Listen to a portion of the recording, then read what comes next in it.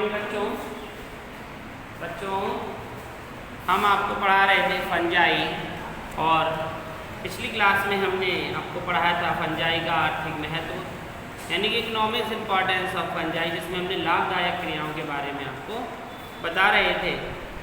लाभदायक क्रियाएं इनकी कई प्रकार से थी, तो हम जिसमें से आपको पनीर की बता गए, बेकरी, एल्कोहल, एंजाइम, वसा उत्पादन, भूमि की उर्वरता, रंग निर्माण में, और पिछली क्लास में हमने आपको बताई थी कि औषधि निर्माण में भी कपकों का बहुत अधिक महत्व होता है, यानी कि इनका योगदान औषधि के रूप में भी बहुत होता है, जो कि जीवाणुओं को मारने, कवक को मारने तथा ट्यूमर, अमीबा जैसी बीमारियों को मारने के लिए काम में प्रयोग की जाती है।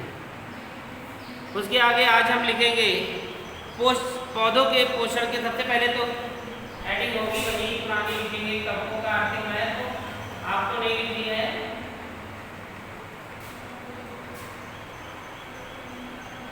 और इसके अंतर्गत हेडिंग चल रही थी आपकी, तो अब इसके अंतर्गत जो हेडिंग है वो है पौधों के पोषण में। पौधों के पोषण में,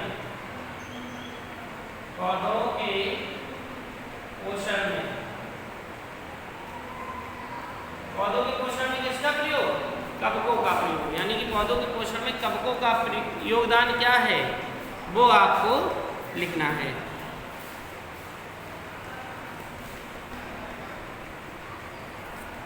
तो लिखिए, देखिए किस प्रकार से कवकों के लिए ये उपयोगी है, ये हम आपको बताएंगे। तो देखेंगे, लिखें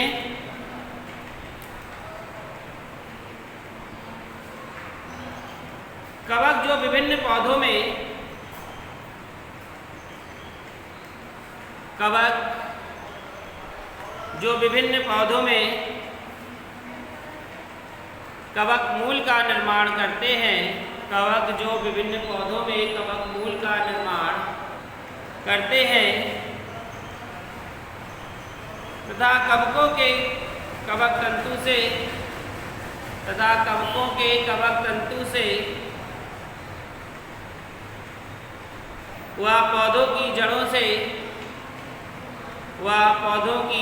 से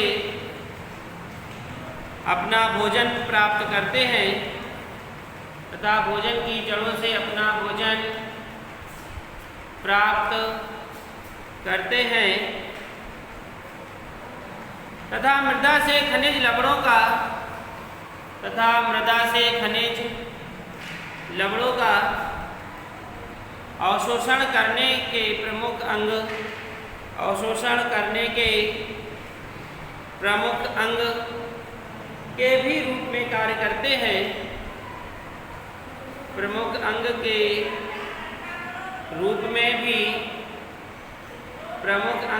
रूप में भी कार्य करते हैं। इन्हें राइजोक्टोनिया,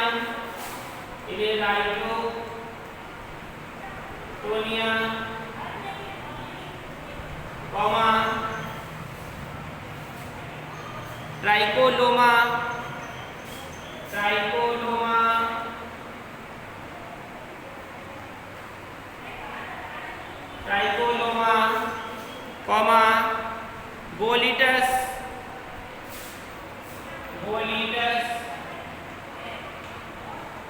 आदि कवक होते हैं। आपको समझ में आया कि ये जो मृदा का निर्माण करते हैं तथा मृदा से ही अपना भोजन का निर्माण करते हैं, वो कौन से होते हैं? राइजोक्टोमिया, ट्राइकोलोमा, बोलिटस आदि। आप दूसरी हेडिंग डालेंगे वृद्धि हार्मोन्स के रूप में। वृद्धि हार्मोन के रूप में, वृद्धि हार्मोन्स के रूप में, यानी कि वृद्धि हार्मोन्स के रूप में कवकों का क्या योगदान है वो लिखेंगे। लिखें जिब्रेला फ्यूजिकुराई, जिब्रेला फ्यूजिकुराई नामक कवक के द्वारा फ्यूजीकुराई नामक कवक के द्वारा एक पादप हार्मोन जिब्रेलिन उत्पन्न करता है। एक पादप हार्मोन जिब्रेलिन उत्पन्न करता है जो पौधों की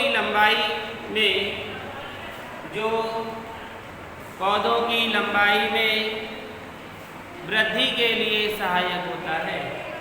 जो पौधों की लंबाई में वृद्धि के लिए सहायक होता है। जो पौधों की लंबाई में वृद्धि के लिए सहायक होता है। यानी कि अगर कोई पूछा जाए कि ऐसा कौन सा हार्मोन है जो पौधों की लंबाई के काम आता है, तो वो जिब्रेलिन हार्मोन है कि यानी कि जिब्रेला फ्यूजीकुराई नामक कवक के द्वारा प्राप्त होता है, जो पौधों की लंबाई के लिए आवश्यक होता है। अगली हेडिंग डालेंगे पौधों में रोगों का नियंत्रण के रूप में। पौधों में रोगों के नियंत्रण के रूप में। पौधों में रोगों के नियंत्रण के रूप में, यानी कि पौधों में जो रोग हो जाते हैं उसका नियंत्रण कैसे करेंगे, तो वो भी नियंत्रण किसके द्वारा होगा? एक ऐसा फंजाई जिसके द्वारा पौधों में जो रोग उत्पन्न हो उसके नियंत्रण हो जाते हैं। लिखे अनेक कवक पौधों में उत्पन्न होने वाले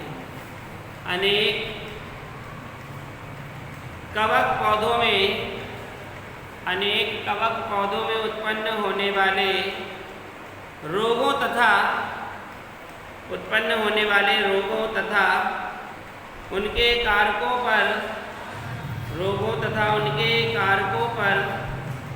प्रतिरोधी प्रभाव डालते हैं। उनके कारकों पर प्रतिरोधी प्रभाव डालते हैं। ये कारक मुख्यतः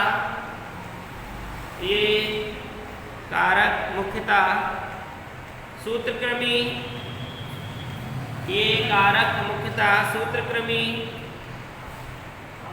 कीट विषाणु आदि होते हैं। ये कारक मुख्यतः सूत्रकृमि कीट विषाणु होते हैं जो पौधों में रोग उत्पन्न करते हैं तथा अनेक कवक जैसे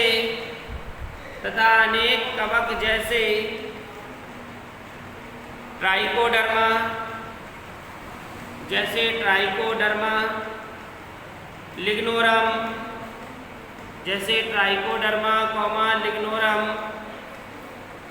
एस्परजिलस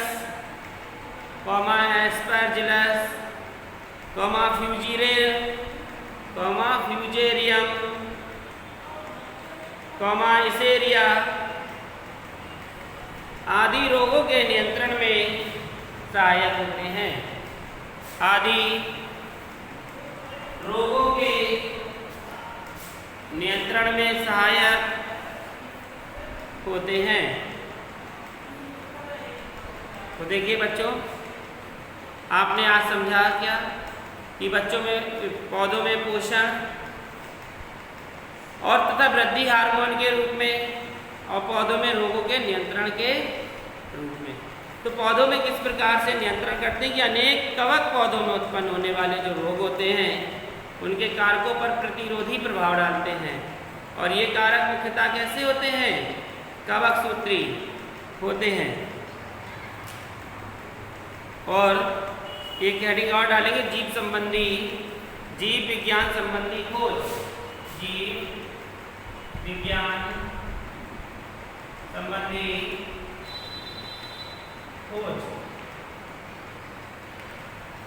विज्ञान संबंधी खोज में लिखेंगे कुछ कवक जैसे ईस्ट,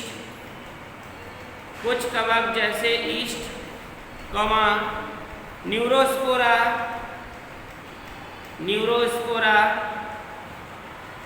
आदि का उपयोग अनेक संस्थानों में आनुवांशिकी उपापचय तथा आनुवांशिकी, उपापचय तथा कोशिका विज्ञान, उपापचय तथा कोशिका विज्ञान की खोजों में किया जाता है। कोशिका विज्ञान की खोजों में किया जाता है। तो बच्चों आज इसी हेडिंग के साथ आपकी इसके जो लाभदायक प्रयोग थे वो भी पूर्ण रूप से समाप्त हो गए। कल हम इसके आगे आपको इसकी हानिकारक क्रियाएं लिखाएंगे। तो आज इतना ही लिखिए। धन्यवाद।